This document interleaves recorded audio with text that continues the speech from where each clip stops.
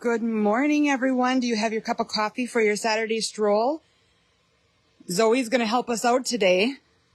She's out here ready for the day. So the greenhouse is really coming along. We've gotten a lot of work done and a lot of blooms are starting to show. It's been so fun to watch everything grow and come to life.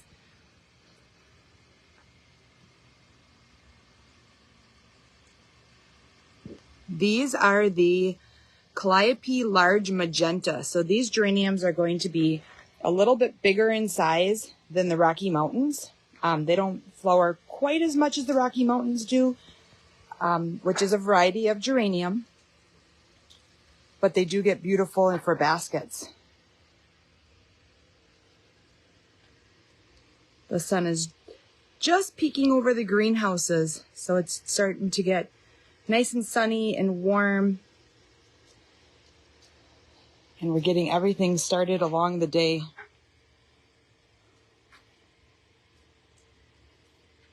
So I know that Scott normally does our Saturday stroll, but he was busy doing some other stuff today. So you get me and Zoe. So she kind of tags along wherever I go. And of course I have treats in the pocket, so she's never too far from me.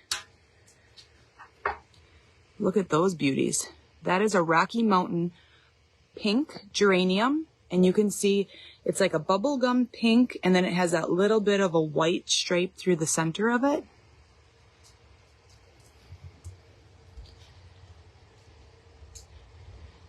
Some of the geraniums are just starting to pop some color, but we're going to be probably in the next week or two going through and taking all the blooms off because we really want to encourage the root growth at this point. So you can see here, this little portion here, what we'll be doing is taking that whole stem right off of each and every one of these. Checking for any leaf damage or anything like that. Here is another one. This is a lavender Rocky Mountain, and it's still in the pink family, but it's got just a little bit of that purple coloring to it. The lavender coloring. And then here we have a violet that's just starting to bloom. A violet color.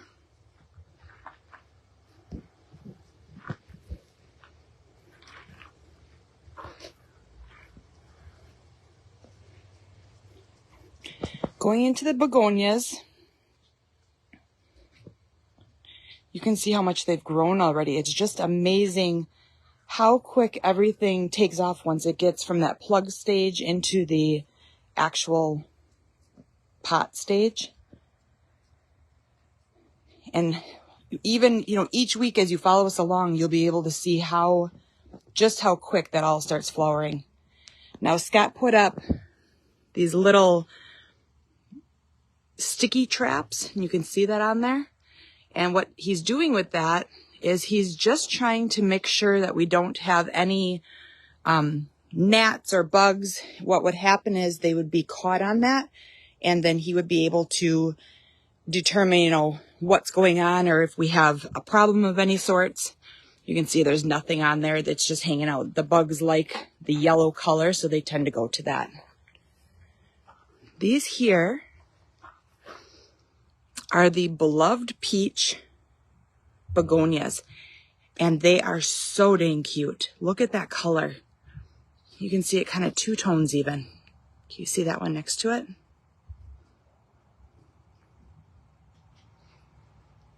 I love when all the begonias start blooming because the colors are so different on each and every one of them, especially when you get into the variegated. That variegation might be streaked, it might have a thicker edging. Every one of them is just so different. Here's another one. Beautiful.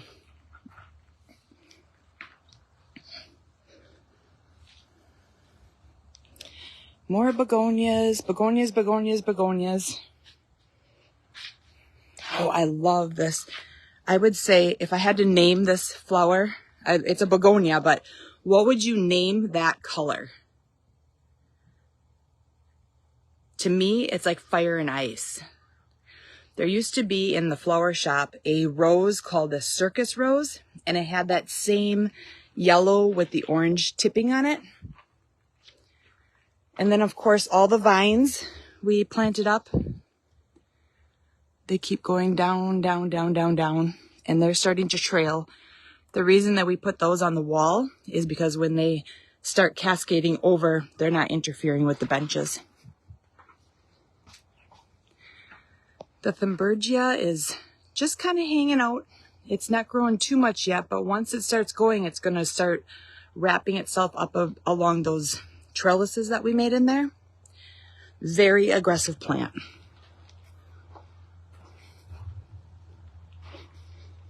We're going to switch to some of the baskets here. Look at how much those have grown. They're starting to actually come over the edge. Those were little plugs that when we put them in, you could see all the dirt around it, and now they're starting to crust over.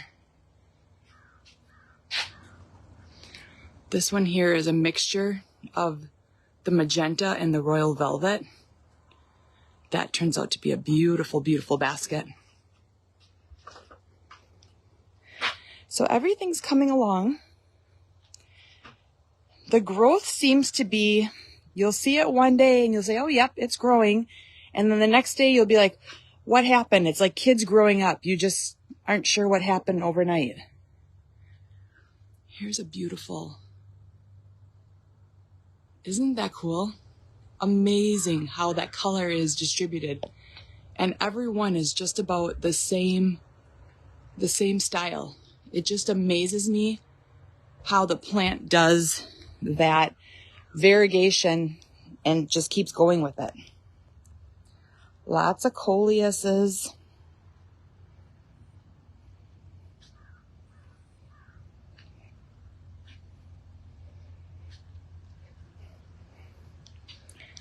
The lantanas are starting to shoot out some blooms. This one is called Bandolero Guava. So it's going to be more of the yellows and oranges. I love the two-tone ones. They're pretty much my favorite because you get one color coming out and then it bleeds into the next color, and it's just really kind of fun to watch those grow up. This basket here, if I can back up and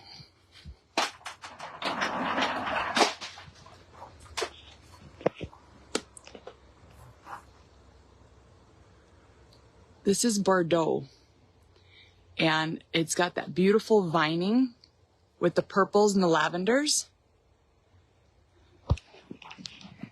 So as you're sitting and having your cup of coffee, and we do this quite often, we'll come out and not be ready to work yet, but just want to see how everything's doing, make sure everything's status quo, and have a cup of coffee and just walk around. And the smells in here are, you have that high humidity because it's a greenhouse, yet it's warm, and just to see all the blooms, and especially as we go along. There's Night Sky.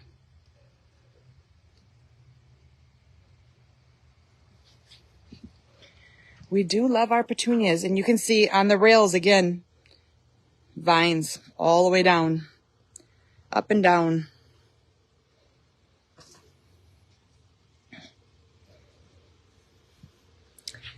Here's a cute little, let's get that focused for you. Look at how big they've gotten already, and it's only been like a week or two. It doesn't seem possible. But we're getting to that time of the year that everybody's getting very anxious to plant. Are you in your area? When do you start planting? I know that for us, as greenhouse owners, we always tell people, if there's something specific, you need to get here early when we open. And we normally open that last week in April. But if you're not as picky and you're just wanting just beautiful flowers and you're not real specific, planting in Wisconsin here, it's normally around Memorial Weekend. Anything before that, you're going to be responsible for taking them in and out, in and out. And right now they are well taken care of. They're warm. Look at all that color. Isn't that just cool?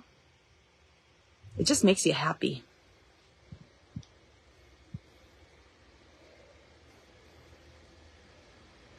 So we still have a lot of plugs to go. Let's go over to the other side here. Zoe, you gonna help us?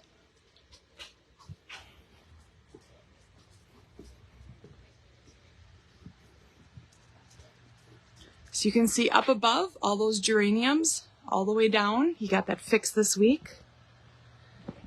And then of course we have more plugs to plant. That's what the season is right now, is plugs, plugs, plugs.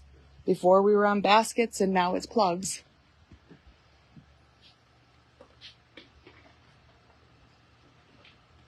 The petunias always seem to be the ones that bloom first.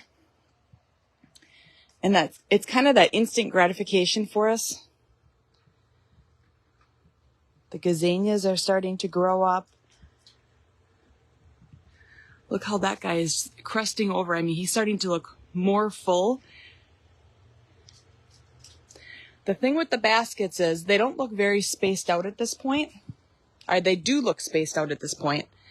If you see, there's quite a bit of space in between.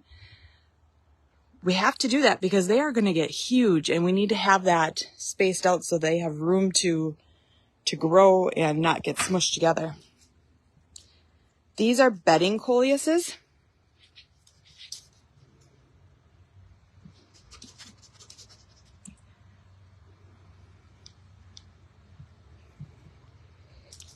Dragon wing begonias. So these are the ones that can take full sun to full shade, and they grow pretty good size.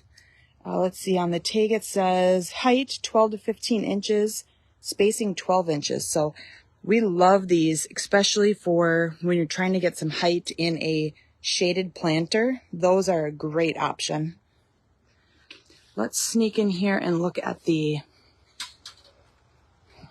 trailing begonias here.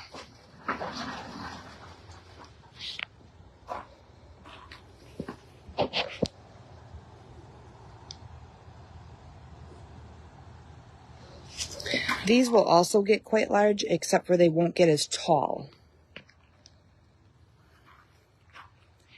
And this one here, this is called Sweet Spice Apple Blossom.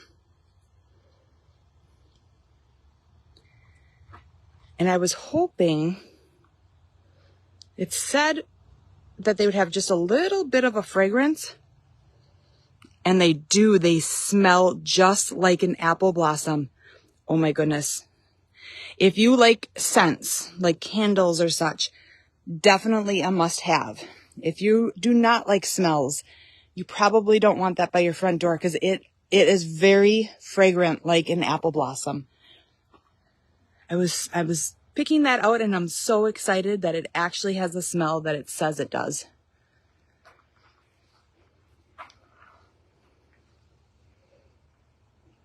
The Rex begonias. These are another great shade plant. And when they get into the sunlight, they almost become like sparkly, glittery, iridescent-y. Very, very pretty plant.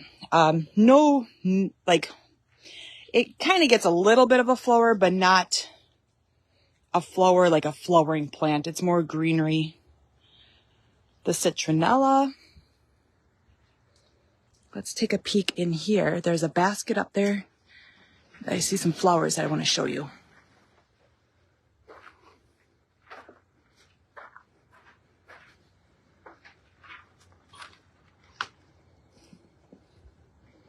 Isn't that cute? That is the Bermuda Beach. So again, it's a pink and it's kind of got a washy type look to it. And then that white center.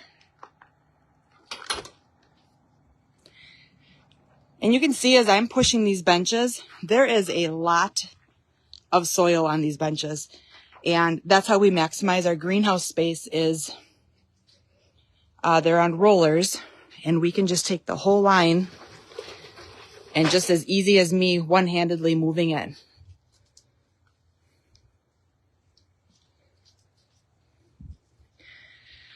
So here's something that I'm always curious on. White flowers. Who likes white flowers? Are you one that buys the white flowers? Nothing against you. I just don't understand it. We've come out of winter. We've had all white. And then you plant white in the yard. I'm more of a color girl. So what's your opinion? White or color? These are the sunflowers. Look how big those got already. Let me show them from this angle. So we're going to start, at some point here, start pinching stuff off.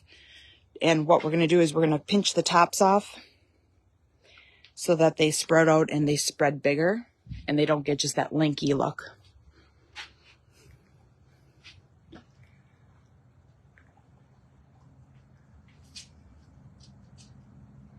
That's a deep color. That's a, let's see, Super Cali Bordeaux.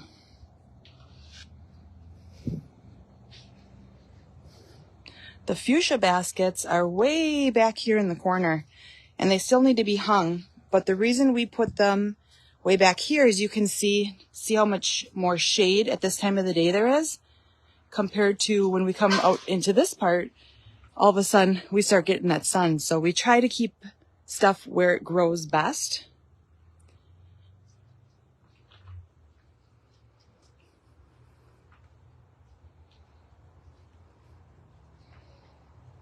Oh, the salvia.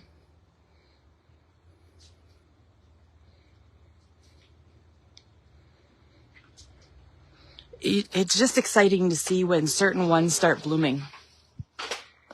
Here is a yellow, and it's mixed with a purple.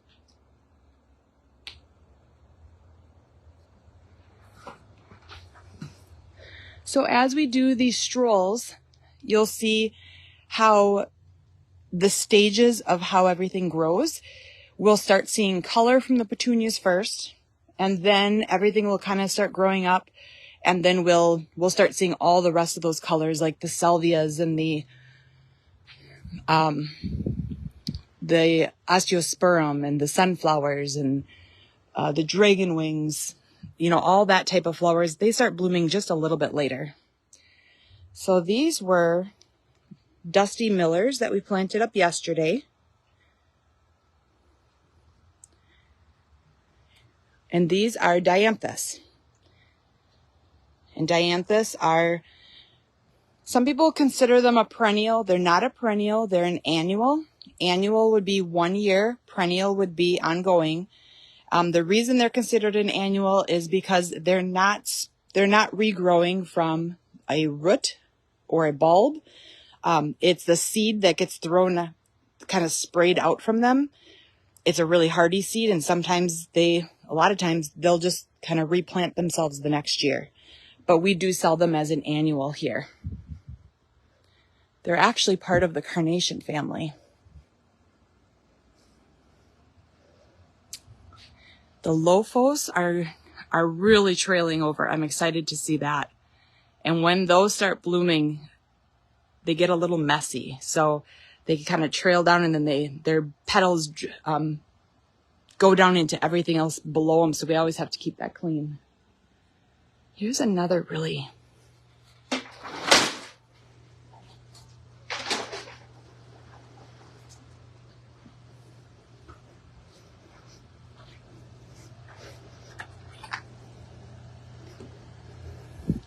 This is Lovey Dovey. It's a super tunia. Full sun. It can take a little bit of partial shade, but it really thrives in the full sun. So yeah, that's our tour of the morning, our little stroll. Thank you, Zoe, for helping. And I'm sure Scott will take you out into the other houses on another stroll, but for today we're going to just stay back here and enjoy the color that we have. Let's see if we can finish it off with one more. This one here is a different one too. I think it's called cinnamon. Yep. So I hope you have a great Saturday. Enjoy the weather, enjoy your family, and we'll see you back on Monday. Have a great day.